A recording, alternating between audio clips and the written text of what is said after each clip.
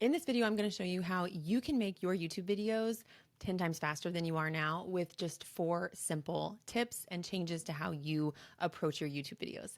I'm Megan. I'm a mom of 3 under the age of 5, and I'm an online business owner, and I love helping my clients simplify their online business, and using YouTube is a big part of that. Now, one of the things that I hear a lot from clients or people in my community is that they'd like to do YouTube, but they don't think they have enough time. Or maybe they are trying to do YouTube, but it is just taking them so long that it doesn't feel like it's really sustainable for them, or they just don't have the time for that. And so this video is going to help you do exactly that. It's going to help you make changes to make your YouTube videos happen from start to finish so much faster.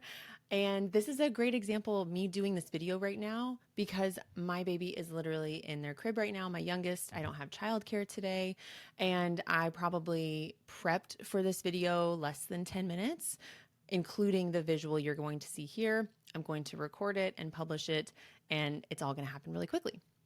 It's because I do these 4 things. So let's go ahead and jump right into these 4 things and the different changes you can make in order to make your videos faster.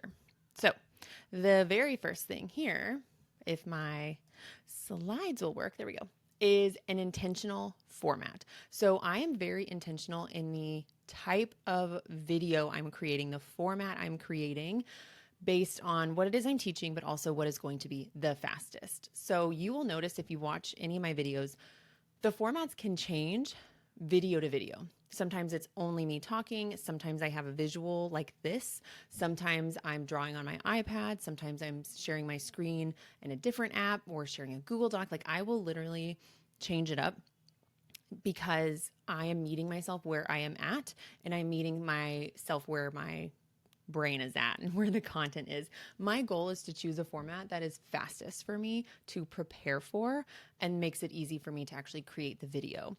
This also means I'm not doing a bunch of B-roll. I'm not doing a bunch of visuals. I'm not doing the most that I could be with my format. We'll get to part of that in a little bit, but this intentional format is for speed, because while it could be more dynamic to make a bunch of changes, this is going to get the information across that I want to get across. It's going to allow me to be very efficient in my time. I did not sit and outline or script a whole YouTube video, then spend all of this time over, very fancy visuals and then edit it a million different ways. Nope. I literally made this in Canva with the simplest color palette and font that you could possibly use. And I'm actually recording this in Loom, which we'll talk about some of this in a little bit. But whether the format is this or my iPad or talking head, I'm meeting myself where I'm at. In this moment, this felt like the fastest way for me to communicate what I want to communicate while still giving some visual aid. So I just went for it. Okay. So the intentional format needs to meet you where you're at in the moment, in the day you're recording, as well as kind of make it easier for you. Don't get yourself stuck doing things a certain way because you think you're supposed to, or that's how you've done it in the past. Let yourself be intentional about how you approach teaching and creating your video with a format that's going to ultimately be the fastest. The second thing here is I make it really easy for me to hit record. So I do not have to set up any equipment or gear in order to record. I have my desk. I have my webcam I literally use for Zoom calls. I have one light that sits on my desk that's over here because there's not a window right here. I have windows to the side and then behind me. So it's not the best lighting. Gosh, my hair is crazy today. But this kind of gives me a forward-facing light, and I just literally click one button and turn it on. I have this one microphone that is not a fancy microphone, and it's always on my desk. I literally have it on a little stand, and I can just move it out of the way and put it here when I want it. It's always plugged in. So literally, if I want to record, I just sit at my desk, I plug one thing into my laptop, and all of these sync up to it.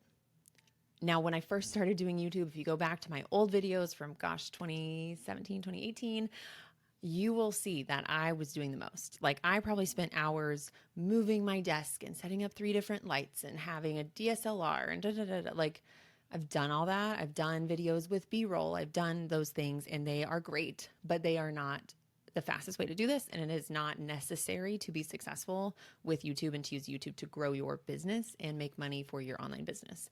So how can you make it easy to hit record? And if you don't have a bunch of gear at all, you can always just use your phone, right? So get what you need, get a tripod and sit in front of a window, do what you need to do to make it easy for you to actually hit record whenever you need to record a video. So that is a huge part of making videos faster. If I had to sit there and set up everything and do a whole bunch of stuff to my background and set up lights, it would be unsustainable. The third thing I do is I record my videos in a way that does not require any editing. If it requires editing, it's usually just like a smidge at the beginning and a smidge at the end, because there's a millennial pause at the beginning or the end. And that's about it. Now, again, you'll see that like you can do the most. Editing is one of those rabbit holes that like you can do so much. There's always another sound effect or visual or animation or B-roll that you could do. And would that potentially keep someone's attention more? Yeah, but it's a rabbit hole. You have to find your own threshold with that based on where you're at right now. If you haven't caught the gist, I'm trying to create content that is super valuable for my ideal client. And right now, in order for me to do that effectively, I just need to record in a way that doesn't require editing, because the editing piece will slow me down right now because I don't have a team. I don't have an editor right now. And so I have to use the constraint of no editing to keep things simple for me. And so depending on the format of that video, what this looks like may shift. Today, I decided to do a Loom video. I'm like, I've got the visuals here. Me in the corner is enough. And that'll be it. I'll just splice the beginning and the end within Loom itself or within YouTube Studio, and that'll be enough. Sometimes I'm sharing my iPad on the side and I'm doing a more dynamic thing. Again, there's no editing except trimming the beginning and the end. I'm trying to think. And then sometimes I'll use software where my favorite is Ecamm Live, where you can effectively change what's being shown while you are recording. So again, you then don't have to actually edit and make it, your face or your visual or back and forth. You get to actually do that while you are recording. Another software that does that is OBS. Any software that is geared towards live streamers is actually great for this, because live streamers are always changing what is being shown while they are streaming. And many of them allow you to just record instead of streaming. So how can you either eliminate editing or reduce editing to speed up your entire process from start to finish? Because if you can eliminate editing or make it very, very, very minor, you will be amazed at how easy YouTube feels. Because when you're recording in a way that's intentional and it's easy for you to record, and then you're doing it in a way that doesn't require editing, it's so simple. It's so much faster, but it also is really good to challenge yourself to think about why am I really doing this, right?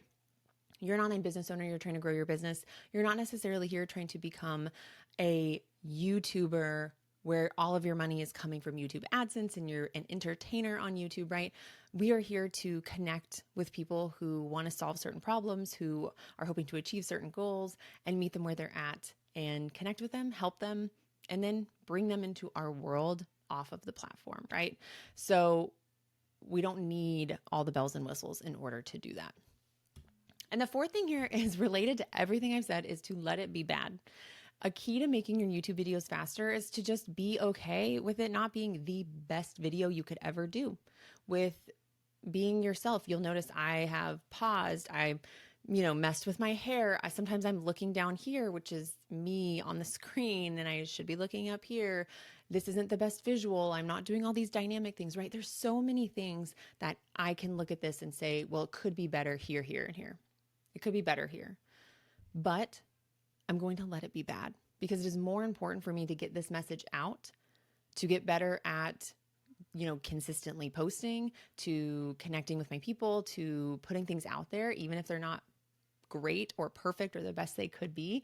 Putting it out there and letting it be bad is a million times better than waiting for it to be perfect or sitting here and taking 100 different takes. This is going to be a one-take video.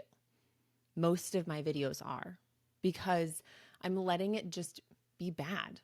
And I'm putting bad in quotes on purpose, because we all know what we feel is bad is probably actually so good. But in our mind, when you see the gap between what you're doing and where it could be and the potential, sometimes it feels like where we're at isn't enough. And the reality is that what we feel is bad or not enough is actually so good. And being authentic and being you is going to actually work better for you than coming across really perfect and like you have it all together. So let it be bad from start to finish. It's okay if it's not the perfect title, if it's not the perfect outline. It's okay if it's not the best thumbnail, the best visuals, the best description, the best video, the best editing, right? We have to just meet ourselves where we are in the season we're in, checking in with our goals, understanding our intent and why we're doing what we're doing, and ultimately just saying, I'm trying to just serve people. I'm trying to serve my clients, serve my community, help people accomplish a goal. And that intent is enough. So I'm going to show up and I'm going to do that to the best of my ability within the constraints I have. And I'm going to let it be enough. And I'm going to remind myself at each point where perfectionism comes up, I'm going to remind myself, this is enough. I'm not going to spend hours researching. I'll spend a couple minutes. I'll set a timer if I need to. I'll say, you know what? This is enough. And the cool thing about YouTube is so much of this can be changed after. You can change the title, change the description, upload a new thumbnail, right? Like so much of this you can also play with over time. So it really doesn't need to be perfect on the front end, okay? So these ultimately are the 4 simple but extremely, extremely powerful changes I want you to make to creating YouTube videos that are going to help you make YouTube videos so much faster. And no matter what season of life you're in, no matter how much time you have to do YouTube, it can be this simple. I spent less than 10 minutes prepping for this. If my timer is correct, I'm about to hit the 12-minute mark. It'll probably take me 10 to 15 minutes to do what I need to do on the post-production, maybe 30 minutes, including creating a thumbnail. So if I even add in some buffer time there, I mean, that's less than an hour from start to finish for the entire video. That's pretty good, right? It's not that bad. It's manageable. And especially as we get into the habit of batching, maybe you spend, 2 hours once a month at recording everything you need to record, right? So there's so many ways that this can get even easier and even better. And that's exactly one of the things that I love helping my clients with. And if you're interested in using YouTube to grow your business, if you want to, get clients and get customers from YouTube on autopilot and enjoy having videos that serve you for years instead of being stuck in always creating short form content, if you want to take advantage of YouTube and how powerful of a platform it is to grow your business and learn how to really do this in a way that is simple and that is based on my years of experience of my own YouTube and helping my clients, I would love to help you. I have a membership called Simplified Sales where I'm going to guide you through exactly this, how to use YouTube to get clients and customers and even affiliate income on autopilot without complicated funnels, without paid advertising, without having to post every day, truly just using YouTube to build trust extremely quickly and get in front of your dream clients who are actively looking for you. And then turn those into actual paying clients and customers. That is exactly what I guide you through. Simplified Sales is open and you can actually join it in the link below. When you click that link, you'll learn everything else you need to know about the membership and you can pop in and jump right in and start simplifying your sales and simplifying your business by using YouTube. I would love to hear any questions you have. If any part of this video really stood out to you, comment below. I'm always seeing and reading the comments to get ideas for future videos. So if there is a question or a topic or a request, definitely put it down there and I will use that to inspire the next video or training that I create. So thank you so much. I'll see you in the next one and I hope I get to see you inside of Simplified Sales. Bye.